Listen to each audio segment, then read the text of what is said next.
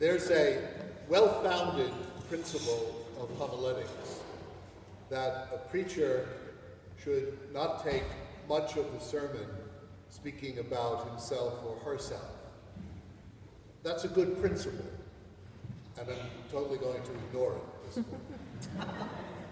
Because as I was thinking and reflecting about what I'm giving thanks for on this Thanksgiving Day, it was occurring to me that this will be my final Thanksgiving with you. And so I want to offer thanks to God and to you for what these 15 years have been for me. I want to first give thanks to Monsignor John Cass. Now you might say, how could you do that? You never knew him. I didn't. But I still credit him with very much bringing me here. Many of you know this story, so forgive me for repeating it.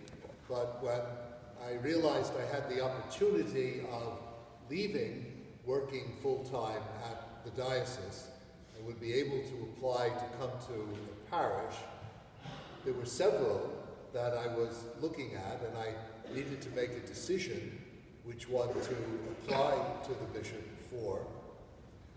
Coming out of a Benedictine tradition, I spent a week in a monastery to take some time to pray, to reflect, to make that decision. And I was there over the feast of St. Robert of Molin, who was my confirmation patron, my Benedictine patron. So I figured, well, this will be a good day on which to make the decision. Early that morning, around 4:30, before vigils began, I opened up the book that we priests have that tells us the other priests from our diocese who died on that day and whom we remember particularly on that day.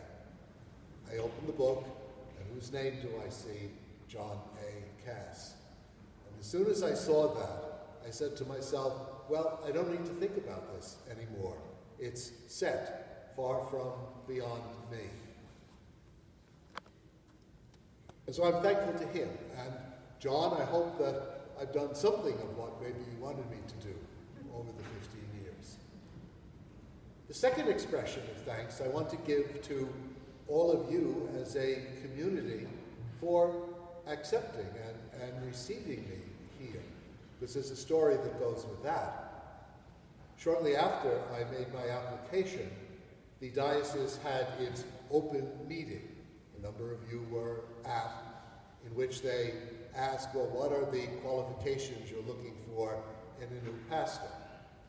So I was curious to see how that meeting went. And several weeks went by, and I never heard anything from the priest personnel office about it. Well, that office was just a couple of doors down from my office, so I finally went down and said, Bob, can you tell me how the open meeting at St. Ignatius went? Well, those of you who were there will no doubt remember that it was not the most pleasant meeting in the world, for a whole variety of reasons that we no need to get into. And the personnel director said to me, well, I was holding off telling you how the meeting went because I was afraid if you heard how contentious it was, you would immediately withdraw your application and want to go somewhere else. And I said to him, well, I can't do that for two reasons. And I told him the story about Monsignor Cass. And then I also said, plus, I believe in lay leadership in the church, and that people shouldn't simply sit back waiting for a father to tell them what to do. And if that's what that meeting showed, then that's a parish I do want to go to. And I thank you for the way in which, at least from my perspective, over these 15 years, we have been able to work together. The way in which you have shown stewardship in so many wonderful ways. And the ways in which at times you have told me when you thought I was wrong, and have allowed me to tell you when I thought you were wrong. And when we've affirmed one another much more often, and told one another when we were right, and when we were headed in the correct direction. And I thank you for that. Which leads to the third thing that I would give you thanks for, and that is your sense of stewardship. The the ways in which so many of you, all of you in one way or another, are involved in so many different ministries and in the financial support of those ministries.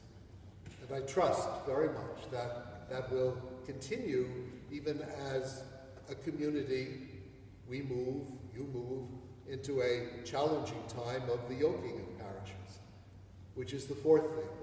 I want to thank you for the openness that you have shown to that. It's not going to be easy. It's going to be challenging, but you've been willing to take up that challenge and to live with it and work with it. And I am convinced that for whatever reasons the drop-off in the number of priests in the developed world has occurred, one of the things that's happening with there, because God can always bring good out of every difficulty, is that it will challenge greater lay involvement and lay leadership in the life of the church. And I know that you are ready for that and open to that. And I thank you for that as well. Of course, in thanking you, I thank God, because it is the Spirit of God who brings up in all of us whatever we are able to do or accomplish. We do nothing on our own. We do it as we are inspired by God's Spirit, strengthened by God's Spirit, forgiven by God's Spirit when we blow it, and offered always the opportunity to continue to grow. And I know that that growth will continue. And so I indeed, on this Thanksgiving Day, through you, give thanks to God.